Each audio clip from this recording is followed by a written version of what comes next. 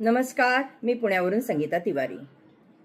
Nashik crime ब्रांचने आत्ताच स्वयंघोषित captain Ashok Kharat, ज्योतिषी स्वयंघोषित याला अरेस्ट केली आहे. त्याच्यावर गुन्हा दाखल केलेला आहे की त्यांनी बलात्कार केला एका 35 वर्षीय महिलेवर. परंतु धक्कादायक हे आहे की मोठे मोठे नेते त्याच्याकडं ज्योतिषाला विचारायला मी माझं भविष्य काय आहे.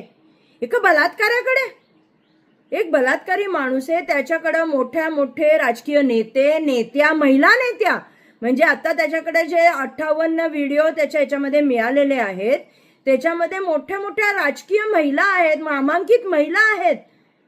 काय करतोय का आपण? कुठे चाललोय? आपला देश कुठे चाललाय? आपण कुठे चाललोय? आणि राजकीय नेत्यांना अशा बलात्काराकडनं भविष्य विचारावं लागतंय. आणि हे आमचे नेते, या आमच्या नेत्या, म्हणजे मी एक तर नेता अशी पाहिली की तो बलात्कारी उभा आहे, ती बाई छत्री घेऊन उभी आहे त्याच्यावर. म्हणजे काय शर्मेची गोष्ट आहे ही. खरंच मी विचारते की महिला आयोग, नंतर महिला हक्क समिती काय करते? काय तुम्ही आहोत जाग्या व्हा? काय चाललंय हे भोंदूगिरी, भोंदू बाबा, ज्योतिषी? कुठं फेडणार तुम्ही हे सगळं? कुठं घेऊन चाललाय तुम्ही आमच्या तरुण पिढीला, आमच्या नवीन पिढीला कुठं घेऊन चाललोय आपण? अहो, ज्योतिष्य जर तुमचा हा बलात्कारी ज्योतिष्य सांगणार असेल, तुमचं भविष्य सांगणार असेल, तर तुम्ही उद्या जेलमध्ये जाल. कारण का असतो जेलमध्ये जाऊन बसला. तुमचं भविष्य सांगणाऱ्याला स्वतःचं भविष्य माहिती नाहीये. अशा माणसाला तुम्ही उन्हामध्ये छत्री देऊन उभ्या राहता. लाज कशी वाटत नाही तुम्हाला? अहो, महिला आहात ना तुम्ही, महिलांची लाज वाचवायचं काम तुमचं आहे, तर तुम्ही बलात्काराला छत्रछाया देताय. खरंच कळत नाही की काय अक्कल घाण ठेवली आहे का? तुमच्या मेंदूला लकवा मारलाय. लाज वाटली पाहिजे. महिला हक्क आणि महिला आयोग, खरंच लाज वाटली पाहिजे की तुम्ही काय करताय, कुणाला न्याय देताय, कुणाच्या पुढं करताय. प्रत्येक गोष्टीला कुठंतरी अंत असतो.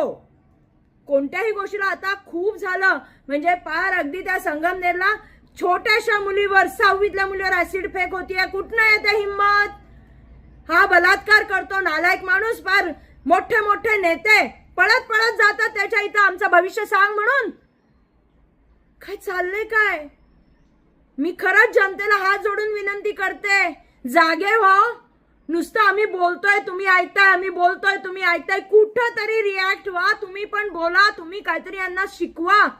कारण का आज आपण ज्यांना मतं दिलेत किंवा ज्यांना पदं मिळालेत, काय करताय तुम्ही?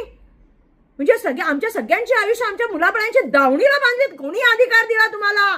थोडी तर लाज वाटू द्या. जर तुम्ही महिलांचं संरक्षण करू शकत नाही